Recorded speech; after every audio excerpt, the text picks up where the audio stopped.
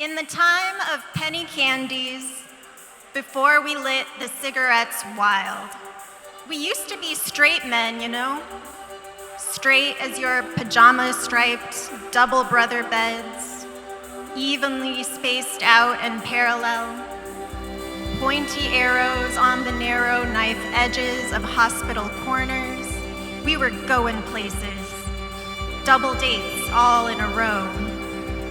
But somewhere over the rainbows are bleeding in from the future now, and time's weird portal eats us whole. Whole white big glasses of milk and psychedelic anarchy tumble around each other, cuckoo cartoony. The studio negatives are washed and dried, then hand-spliced to the digitized cloud. Charlie Chaplin is dead. We have killed and revived him. Black and white has birthed color. Daily and nightly we redream the sky.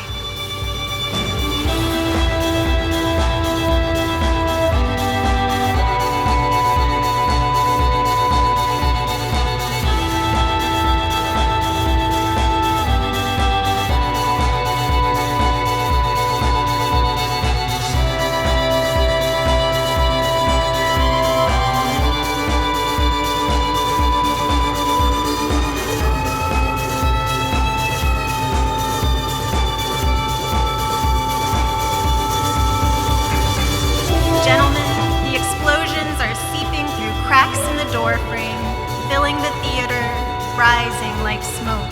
Telescoping our escape through endless technologies, we turn our hearts and our hats in our hands. We taste myth with our eyes, a shared vision. Charlie Chaplin, a bite of lemon bitter rind. The symphony sings the sounds of California to the tune of Hallelujah.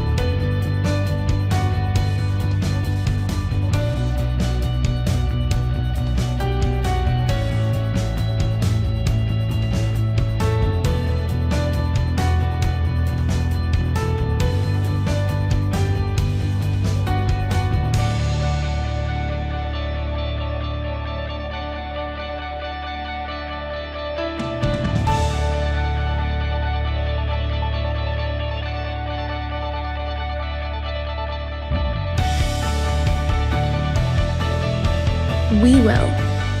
We're broadcasting's next generation. And we'll be there. On air, streaming, and behind the scenes. We'll be there in Detroit, in Grand Rapids, In Lansing, in the UP, all across this great state. We'll be there to inform, to entertain, to explain, and to celebrate. We'll be there. Will you? Come join us. Consider a career in the broadcasting industry. There's a whole world of opportunities waiting for you. Comfortable in the spotlight? Great. A career as a reporter, anchor, or on-air personality is calling your name. But we're just getting warmed up. Behind the scenes, countless opportunities await, and roles you might not even realize. Because it takes a tight-knit team to make broadcasting happen. Photographers and videographers bring stories into focus. Writers craft the scripts and copy. Editors help put it all together, while producers select and map out the content for air. We have program directors and production teams who bring the vision to life, music directors who keep our programs moving, traffic managers who create the perfect commercial breaks, and broadcast engineers who make sure everything airs without fail. Think that's it? It isn't. More opportunities await. The broadcasting industry also needs rocket scientists, capable of helping us expand our reach beyond planet Earth. Okay, that's not true. We don't need rocket scientists. I mean, not yet. But we do need smart, innovative people. We need meteorologists to forecast and report on weather, account managers to work with clients and create ad campaigns, marketing and promotions teams to promote our stations and reach our audience with digital and social media. Finance, accounting, human resources? Yes, yes, and yes. Local broadcasting can't exist without these essential roles. And add in IT. Without them, this whole thing goes, well, dark. More than a job. A career in broadcasting makes a difference. Our close-knit team brings the truth to light, elevates voices, responds in times of need, encourages diversity, and builds community. Come be a part of our team of communicators, engineers, artists, and problem solvers. And be there when history unfolds to deliver the news, the information, and the entertainment that Michigan needs. Bring your talents and creativity to the broadcasting industry. Be there. Be there. be there. be there. Be there.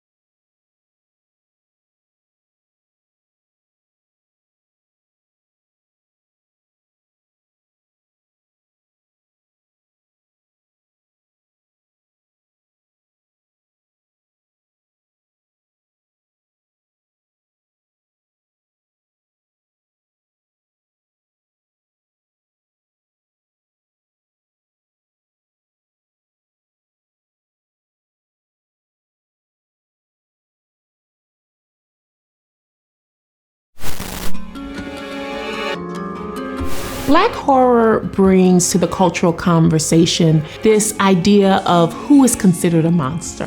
For so long, Blackness has been considered something to be feared. What cultural anxieties are displayed when you make Black people the monster? When you bring in Black horror created by Black creators, you get to play along with these ideas.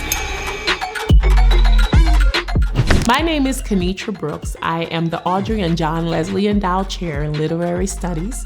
I'm in the English department at Michigan State University, and I consider myself an expert on race, gender, and genre.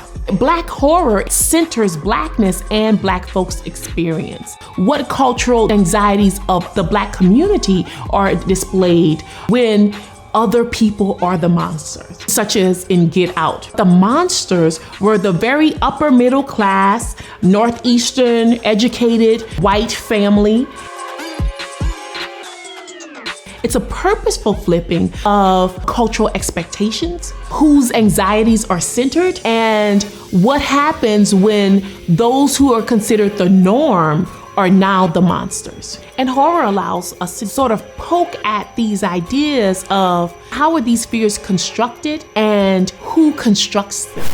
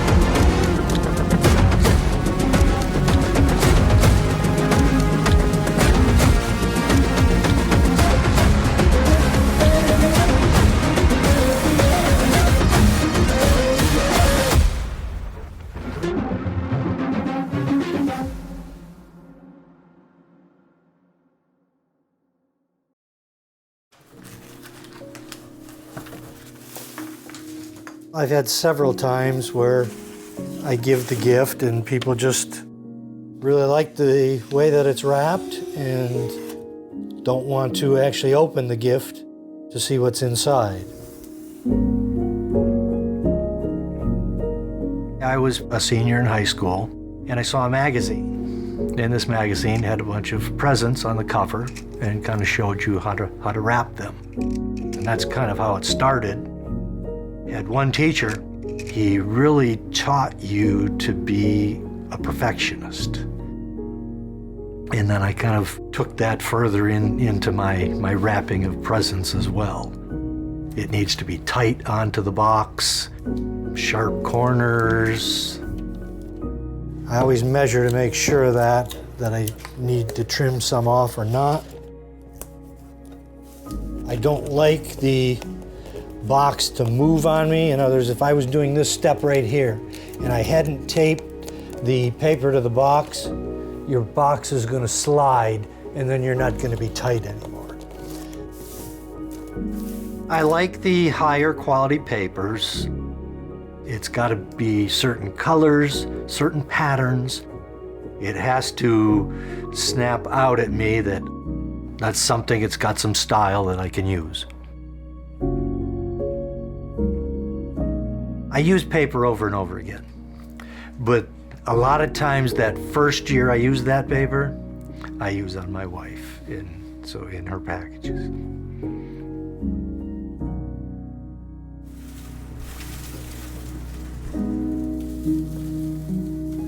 Some will have ribbons, bows, curly ribbon. It depends on what the package needs.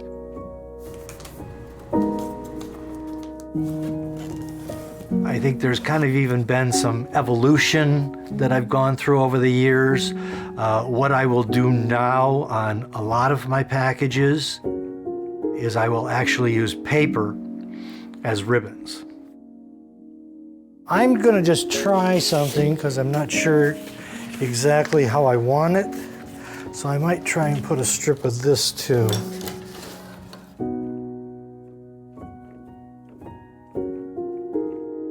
I like to hang things from the bows, little ornaments or just little knickknacks that I can get.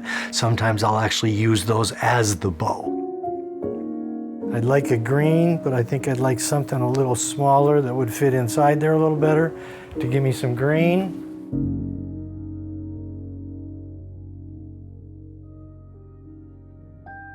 A few years back, I went to Germany and I bought my wife this necklace, and the wrapping of it took probably about 10 minutes, and it was done very fancy. And I kind of brought that home with me, and it's kind of something that I still use, the technique of how they did that wrapping of that. I'm just gonna kind of test it out. Just put a little piece of tape. I enjoy doing this kind of stuff, and I enjoy giving the gifts to the people when they're done. I kind of wish that I would do them a little bit sooner, just so I could actually enjoy looking at them under the tree a little bit longer. The other thing that kind of sometimes disappoints me is when I've actually wrapped a bunch of gifts in a certain wrapping paper, and then you get to the end of that roll, and then some of your favorite papers aren't around anymore.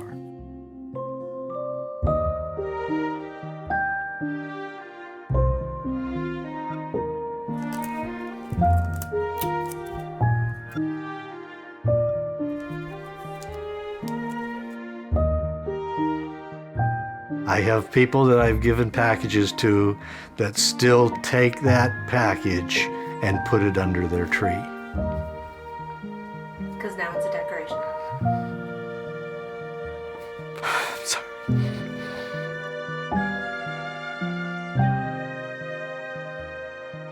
It is a joy that when I give a gift that people think it's something beautiful.